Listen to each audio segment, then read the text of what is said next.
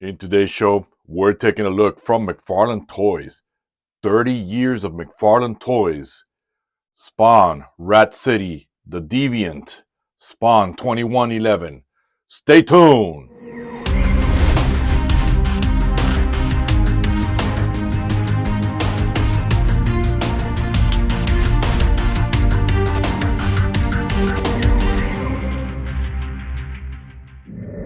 All right, guys, and welcome back to the show. Welcome back. I'm your host, Red, and welcome to R.P.Animations. And man, I am extremely excited to be doing the Rat City Spawn. As a matter of fact, I fell out of my chair a couple of months ago when he did the toy fair and he introduced this. Now, I do want to go into a little bit of some rants about the figure, guys, but overall, add it to your collection, not because it's a Spawn. You guys know that I'm not a Spawn, I'm not a Mcfarlane chill. I am none of that sort. When I've got to criticize Mcfarlane, I do so because I've got to spend my money on this. And I'm going to hit on some things here and there. My personal opinion on this figure, I feel like this was a little bit rushed to get to the market. I feel like Mcfarlane really isn't that involved in his figures. I keep telling you guys this, but some of you keep arguing with me. He only wants to make statues. That's it. It's easy peasy. He doesn't have to hear the nonsense from us. He doesn't have to hear any of that. But that's just me. Now, before I begin, we'll go through the housekeeping. But if you're not familiar with who this Spawn is, they call him the Deviant. Please don't call him Spawn 2099. I've already seen some reviewers do that, and they sound stupid saying that. You know, look into the figure, okay? Batman Beyond was the answer to Spider-Man 2099 that WB did, okay? This right here is a combination of both, of creating a Spawn in the future, which is fantastic, but it's nothing to do with 2099, has nothing to do with Batman Beyond. This is Mcfarlane's way of saying, hold my beer, let me do this one. Now, Peter Kern, who is the main character in this figure, is in the future, lost it, and you'll read it on the card too, lost his legs, he's got prosthetic legs, and he's got, in his blood, he's got nanos that keep track of his health and all that.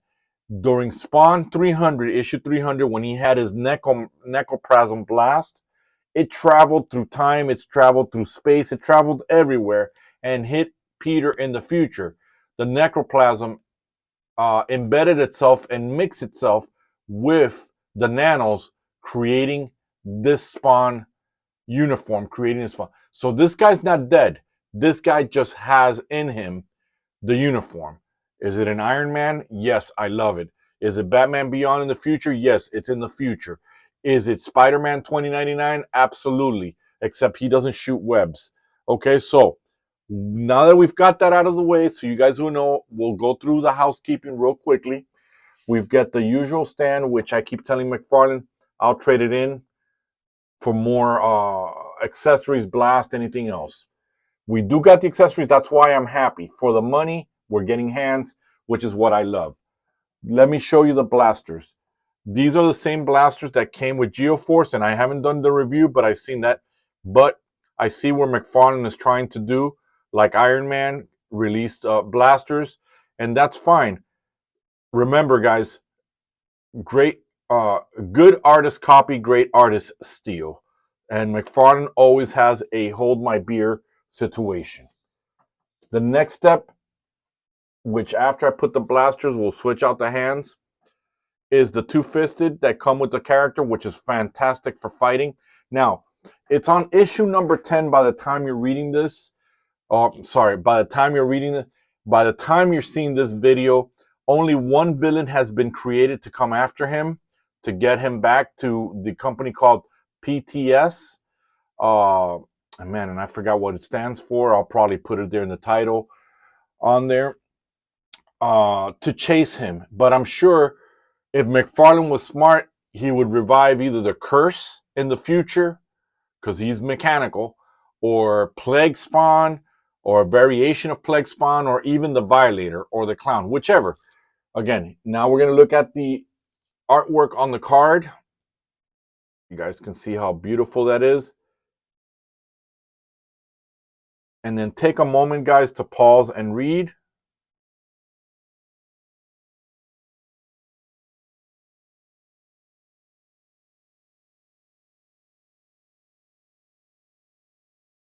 Now, in a marketing perspective, I would have not called the comic book Rat City, but I guess that's the name they went with.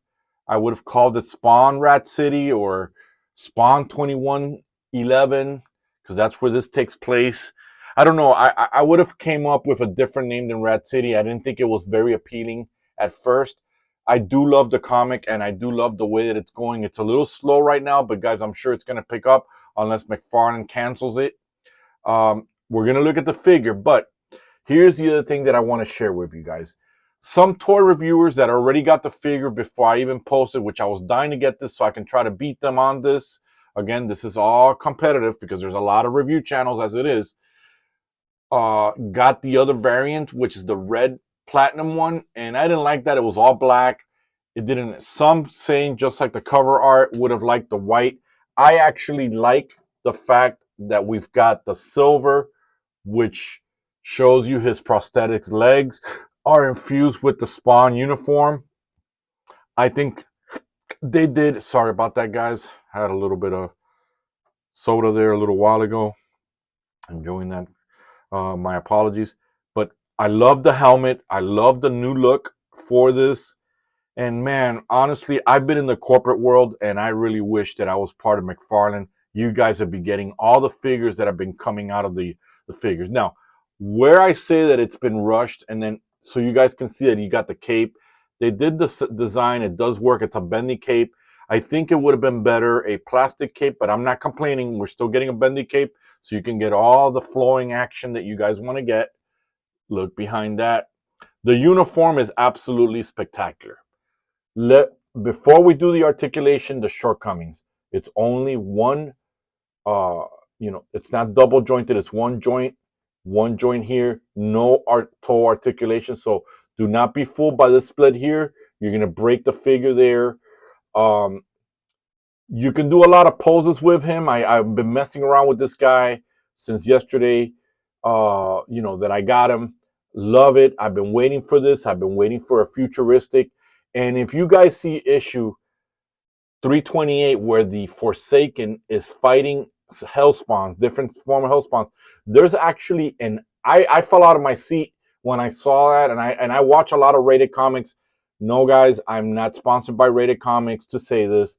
I only watch the channel because I got so much work that while I'm in my office, I like to cast your channels in the background while I'm working to listen in and things like that. So that's the stuff that I do, why I'm able to engage with you. Now, with that said, guys, here's the thing. This part here looks amazing.